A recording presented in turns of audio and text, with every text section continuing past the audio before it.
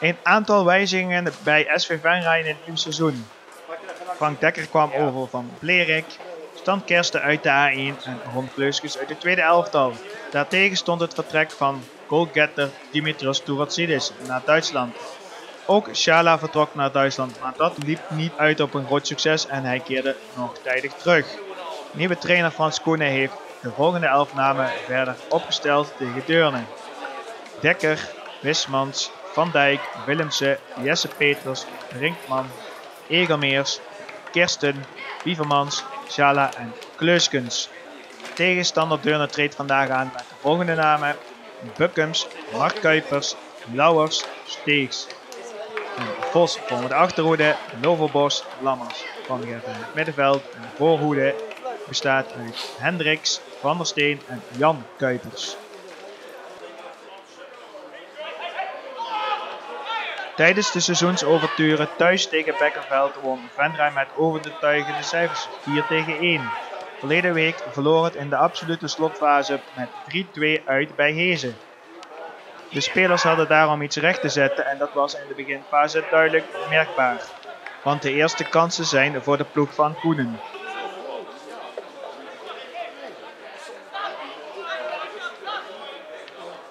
Op de speelhelft van Deurne geeft Willemsen een diepe bal. Tegenstander werkt deze weg. Vervolgens komt de bal bij Brinkman en die opent naar Kleuskens. Die speelt zich behendig vrij. Centraal is er niemand die de bal wegwerkt en dan komt deze voor de voeten van Stan Kersten. Die denkt geen moment na en knalt de bal tegen de touwen. De stand is na 8 minuten spelen 1-0.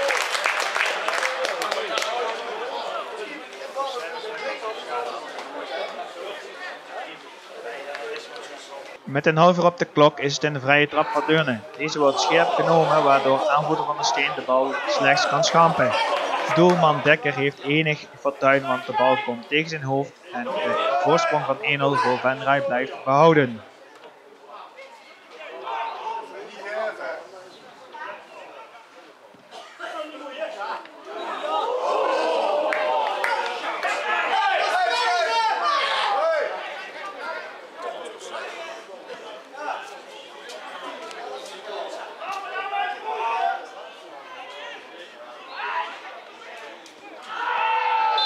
Gele kaart voor rechtsback Jordi Wismans met een vrije trap voor Deurne tot gevolg.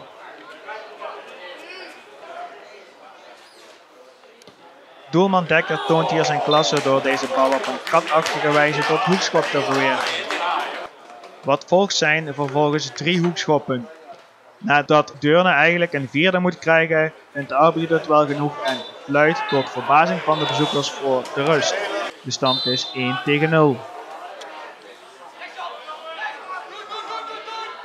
Aan het begin van de tweede helft valt er voor de toeschouwers direct wat te genieten. Stijn Brinkman hier met het hoogstandje. Bram Vievermans wil aanvallen, Deurne blokkeert deze bal eerst. Vervolgens ziet de neutrale assistent scheidsrechter dat het geen buitenspel is. En Egermeers heeft de jongeling diep gestuurd. Bekeken plaatst hij de bal voorbij Joost Bukkens van Deurne en Venray kent een goede start van de tweede helft. Het is al 2-0 door een doelpunt van Bram Vievermans. Deurne weet de bal in de 16 bij Twan Hendricks te krijgen. Deze heeft ook een hoogstandje in huis. En hij geeft zo de kans aan Jan Kuipers om de 2-1 aan te tekenen voor Deurne. De fijne 2-0 voorsprong voor Venray is hierdoor erg snel verdwenen. Deurne is terug in de wedstrijd.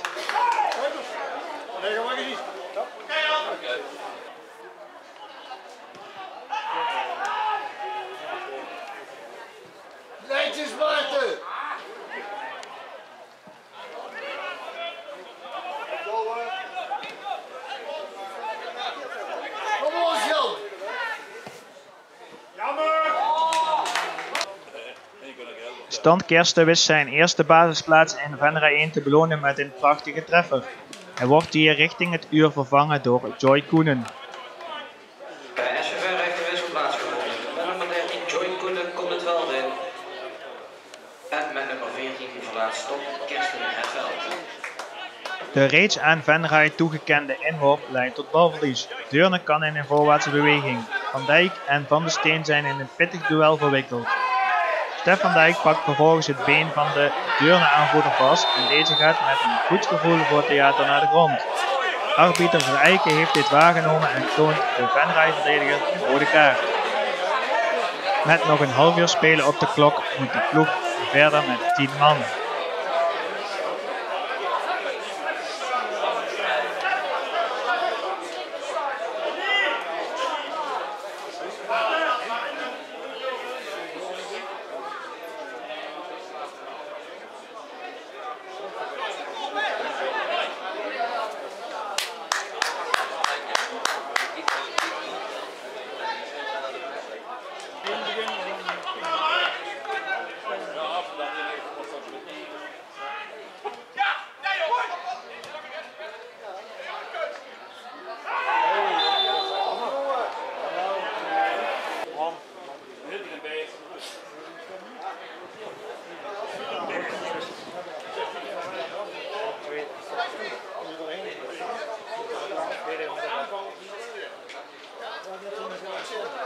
Bij Venray vindt de wisselplaats. Met nummer 12 Ron Kleufkes verlaat het veld. En de zijkant komt met nummer 16 Roel Cornelissen.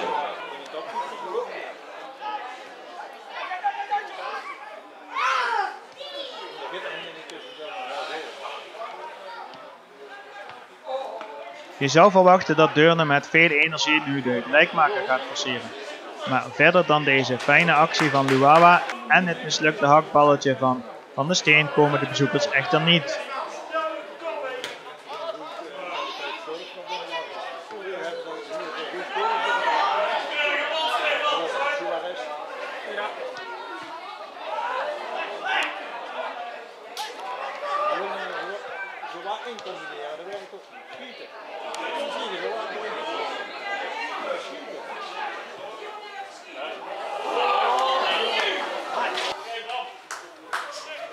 De reguliere speeltijd is inmiddels voorbij.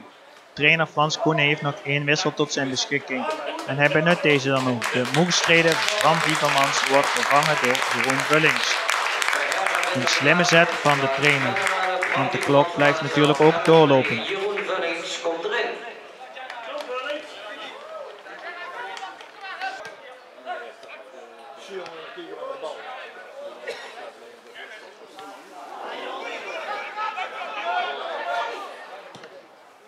Met een hoogstandje zet Armen Chala zijn tegenstander te kijken.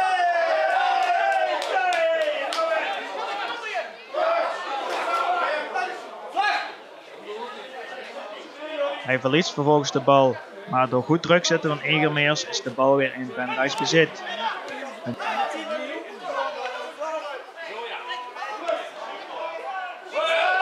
slim steekpaasje op Vullings volgt en die brengt de stand op 3-1. Daarmee ziet de invaller zichzelf ook terug op belangrijke statistieken van hem en stelt de overwinning voor Venray veilig.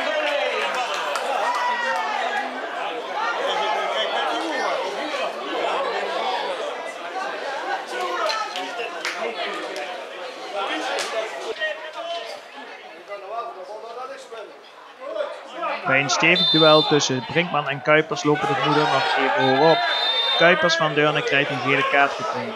Daarna is het afgelopen met de wedstrijd. Venray wint de streekderby met 3-1.